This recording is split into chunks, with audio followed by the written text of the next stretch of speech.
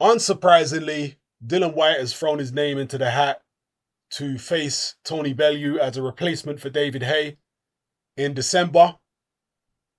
He tweeted his promoter Eddie Hearn saying, you can see what he says on screen, even without a training camp, he's willing to step in and fight Tony Bellew, and he believes he'll beat Tony Bellew up. I can't see this fight happening at all. Tony Bellew by himself is, I guess, a reasonable ticket seller in the UK. He's nowhere near up there with the David Hayes and the Anthony Joshuas, etc. By himself, he's not. But combined with David Haye after the first fight, yeah, it was going to be a big fight in the rematch. But Bellew needs Haye, is basically what I'm saying. He needs a dance partner. He needs someone else who's a bit as big a name as him, if not bigger, to sell a lot of tickets and a lot of pay-per-views. Dillian Whyte is not as big a name as David Haye, certainly. Is he as big a name as Tony Bellew at this point in time? You know what? Dillian Whyte is a big name, but I don't think he has a big fan base, if that makes sense. He's got a lot of people who know him because of the fact that he fought Anthony Joshua and he had the rivalry with Joshua. But those people that know him are not necessarily fans. They're not necessarily people who care enough to actually want to buy tickets and buy pay-per-views to see him fight. That's the thing. So I do think he might be as big as Tony Bellew in terms of people who know his name. But in terms of people who want to actually turn up and watch him fight and pay to see him fight, I don't think he's as popular as Bellew in that aspect. Because Bellew has got a lot of support in Merseyside. A lot of people in Merseyside, and not just Merseyside, but that's his heartland.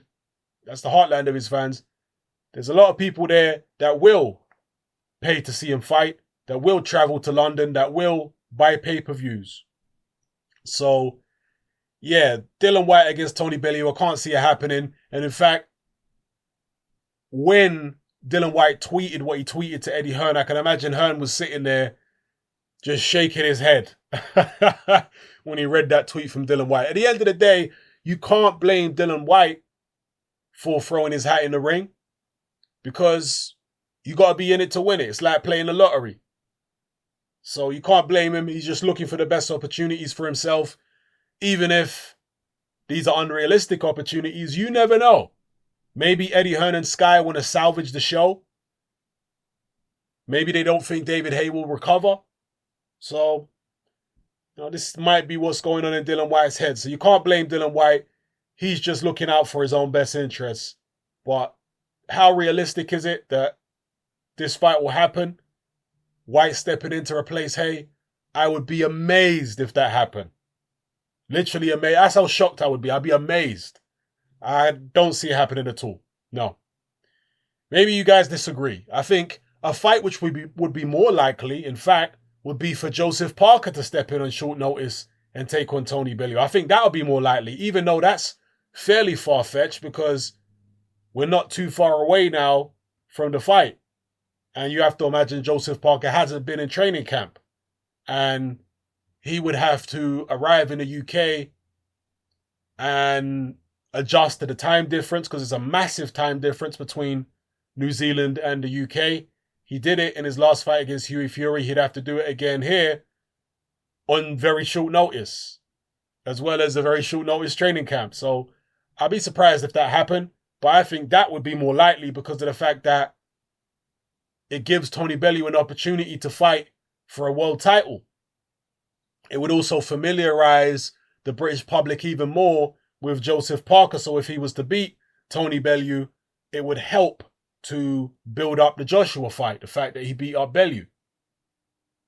So yeah, that fight I think is more realistic than the Whyte fight. But even that fight I don't see happening at such short notice. And would that fight even be pay-per-view, Tony Bellew versus Joseph Parker? Would that sell? See, I'm not sure.